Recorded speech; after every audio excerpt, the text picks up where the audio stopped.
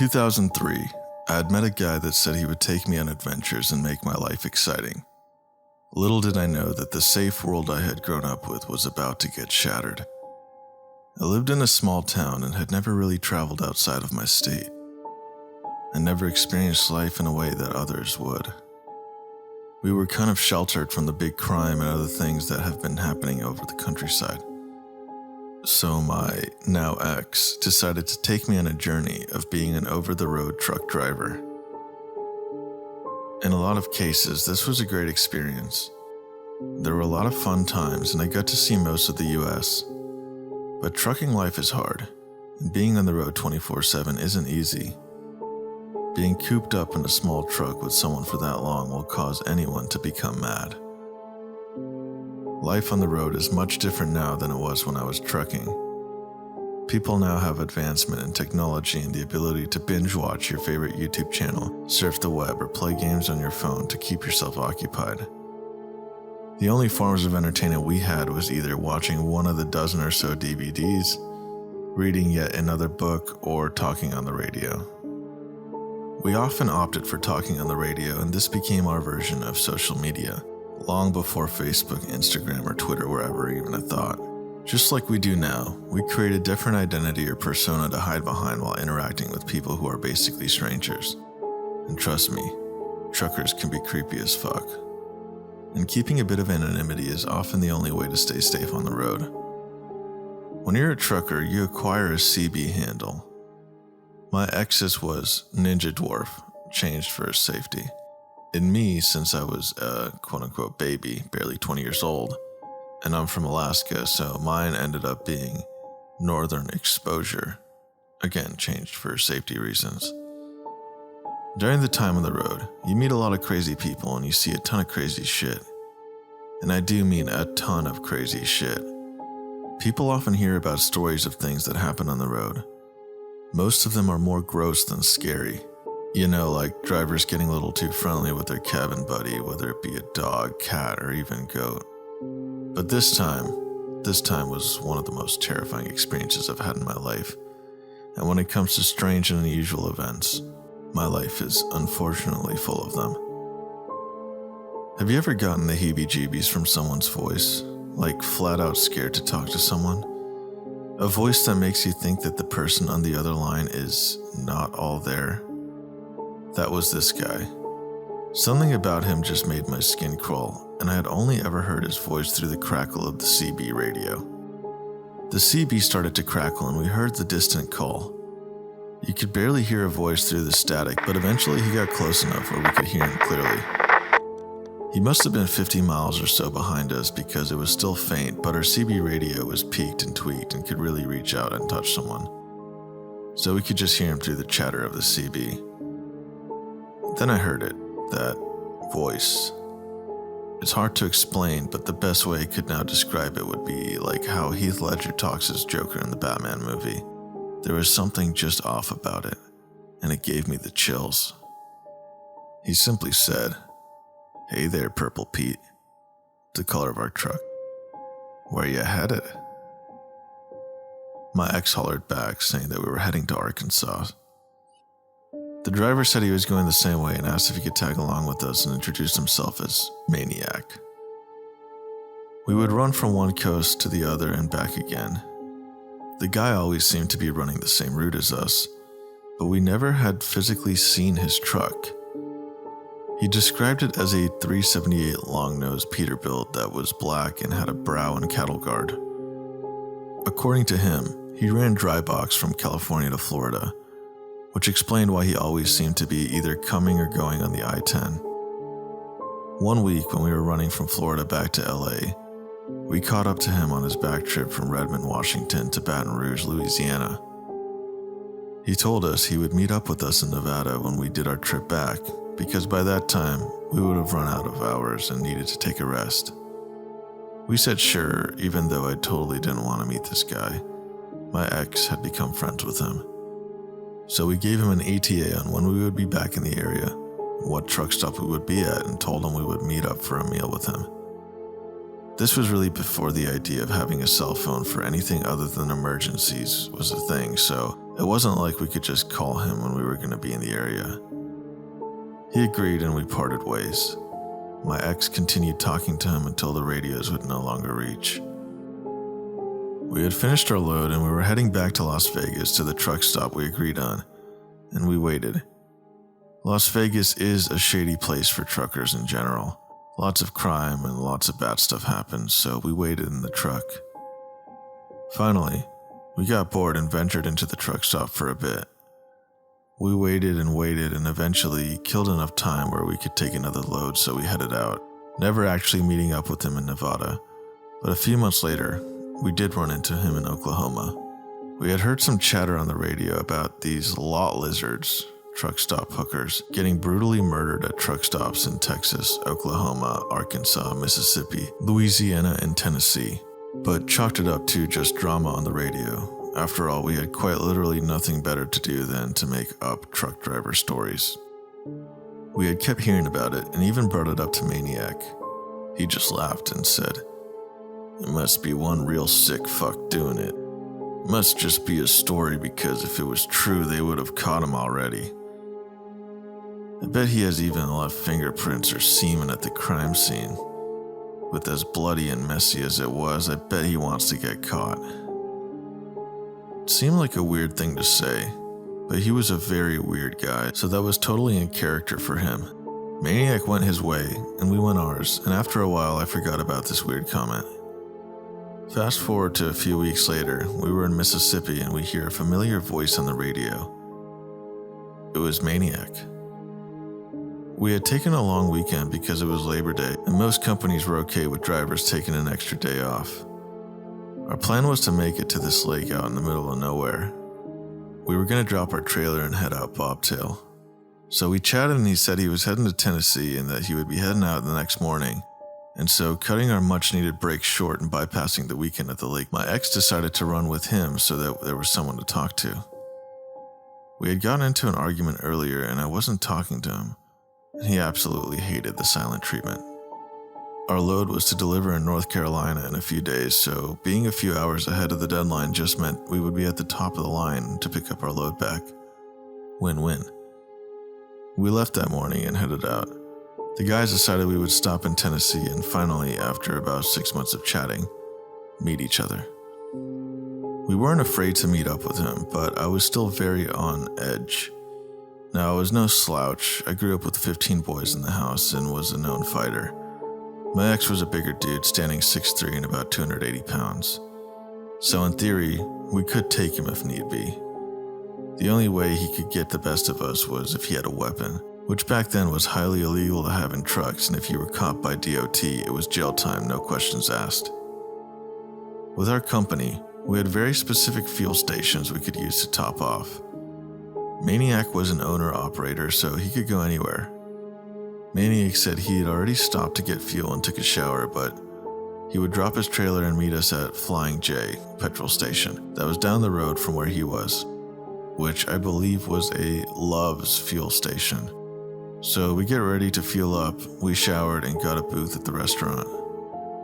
We waited about 45 minutes before ordering food, and waited and waited. No one ever showed up and there was no way to contact him. My ex was not a patient man, so we ate and then headed back to our truck. I remember it being dark and humid. It was probably 10 p.m. or so. There wasn't much for noise in this truck stop, which was unnerving. A quiet truck stop is a creepy truck stop. We walked across the fuel island to be greeted to a shit ton of flashing lights. It's not uncommon for either lizards to get busted or drivers to get involved in shit they are not supposed to, so we didn't think much of it. Cops and a truck stop go hand in hand. But this was more than just your typical truck stop shenanigans. We passed 12 trucks or so. This was one of the bigger Flying J's, so it could probably fit about 80 trucks and trailers if you went all the way back to the dirt. And then you could Tetris a dozen or so trucks in the dirt lot, which happened to be where our truck was.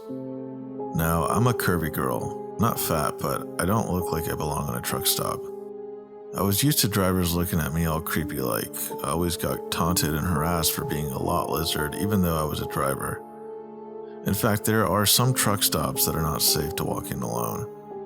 I was walking with my ex, and we weren't holding hands or anything, but it was obvious I was with him.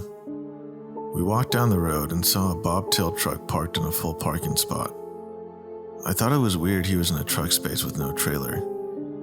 Typically, bobtail trucks will park at the end of a run and leave the big spaces for trucks with trailers, because that was again another unspoken truck driver rule. We moved by the bobtail truck. It was a dark truck, maybe a dark black or blue with a cattle guard and brow. I don't remember seeing what type of truck it was, just that it was kind of menacing in the dark. Old school trucker code was, if you were looking for company, the driver would park and leave his reading red light on to tell lot lizards that the driver was looking for entertainment. The guy was sitting in the passenger seat. He had his red reading light on so I could see his face. It was a little distorted, but he gave me the creepiest smile and then quickly shut his blinds. We were about 6 trucks down from the bobtail. I could still see his truck from ours. I remember looking back and seeing that red light still illuminating the porthole window in the passenger door, and a small slit down the curtain showed a dark spot. He was still watching us. Even with as warm as it was, chills shot up my spine, and I got a very uneasy feeling. My gut wrenched with a sudden feeling of dread. We finally got back to the truck and turned on the CB for our night entertainment, and to see if we could radio Maniac to see what the deal was. The chatter was about all the cops and the ambulance, fire truck, and DOT. All the commotion was basically across from us but 2 rows up. People were saying there was a dead lot lizard, that it was bad, like gnarly. One driver started to try to explain it, but he was then told that he had to keep his mouth shut by a police officer. Being the nosy people we are, my ex and I jumped out of the truck to go investigate. We dodged in and out of the trucks and managed to wiggle our way up to the scene. You know when you hear the phrase, "Some things cannot be unseen"?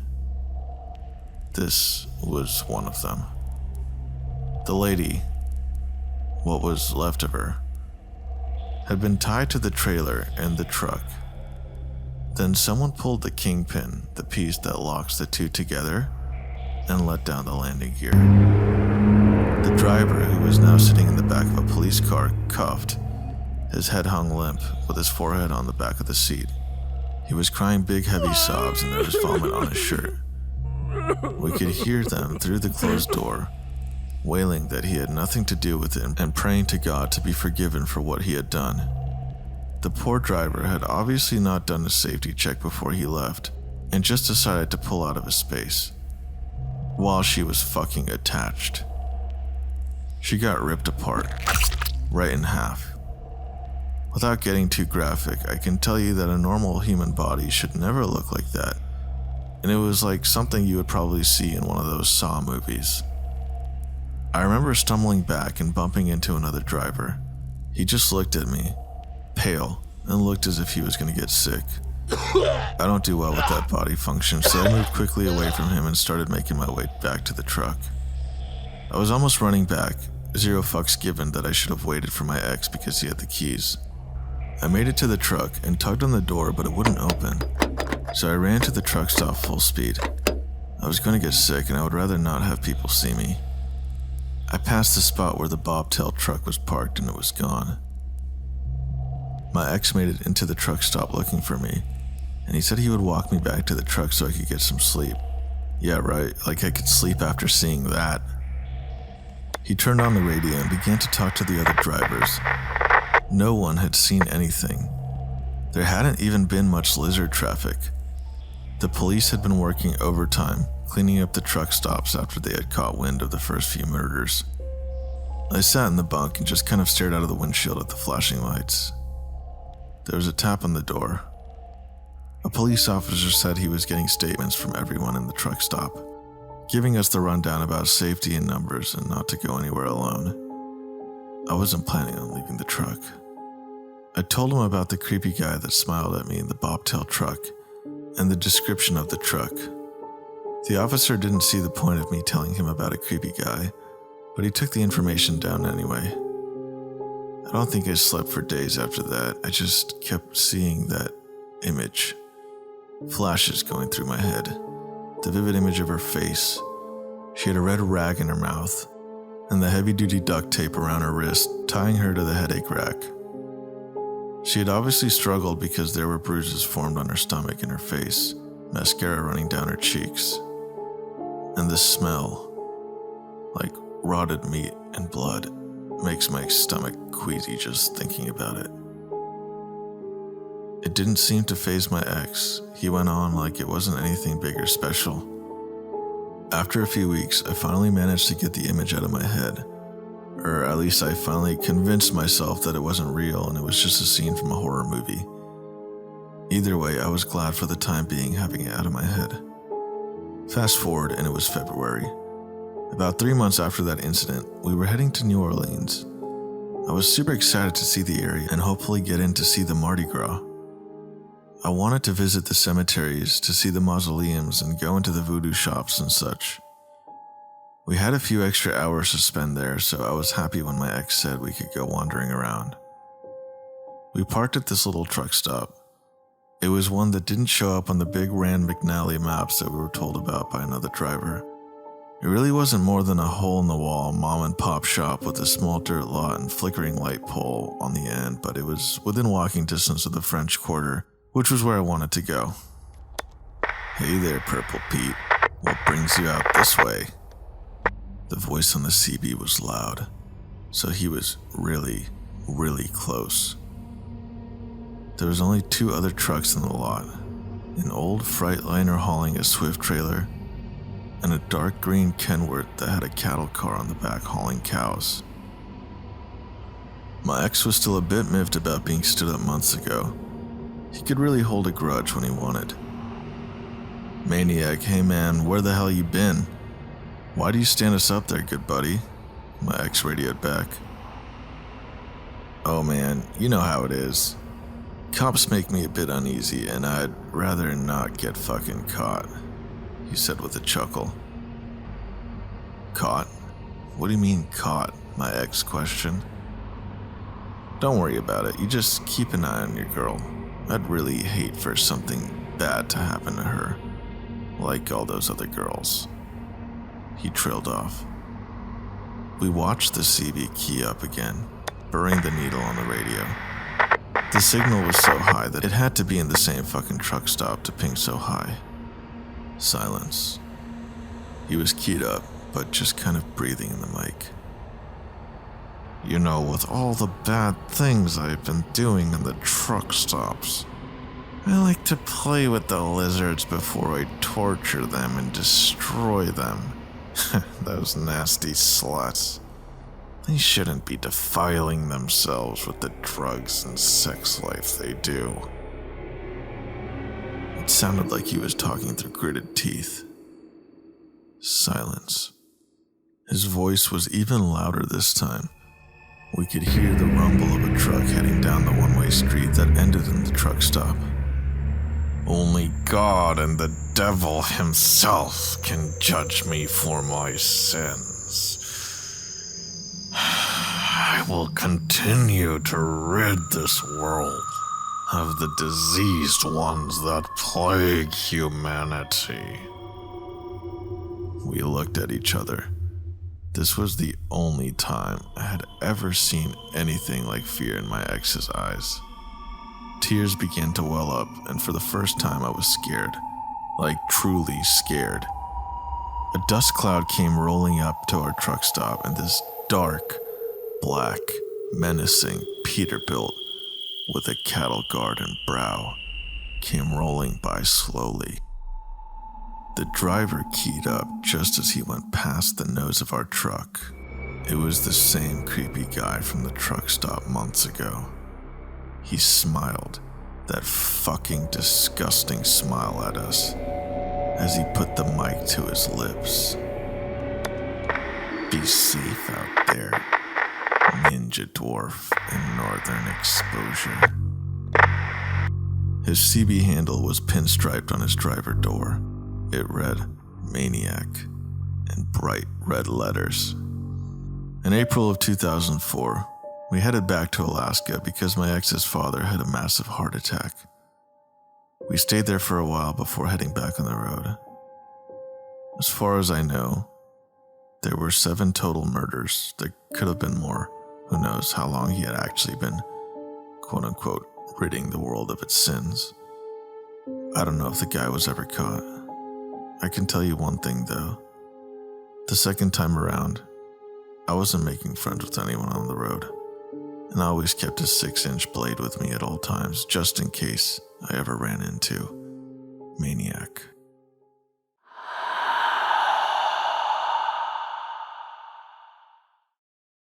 Hey guys, just wanted to take a quick second and say thank you for all the likes, comments, subscribes, the feedback, and kind messages.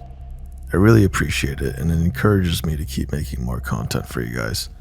I know originally I said I was going to post about 100 videos this year, but I feel more motivated to go even beyond that because of you guys. So if you're new to the channel or haven't done so yet, please hit that subscribe button and that notification bell to get updates on my newest videos. Thanks again.